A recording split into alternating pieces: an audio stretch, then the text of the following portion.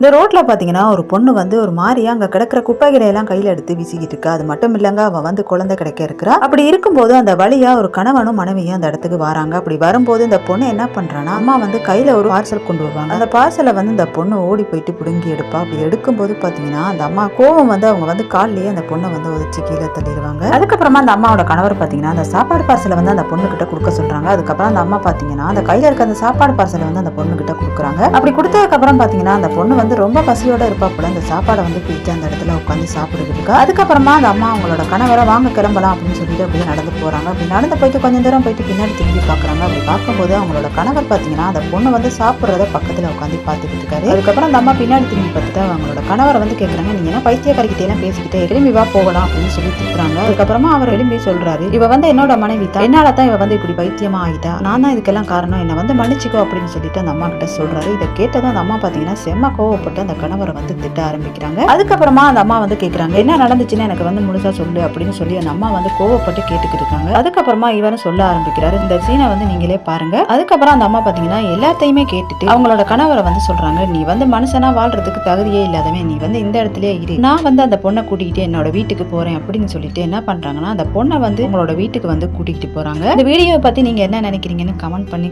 Subscribe பண்ணுங்க.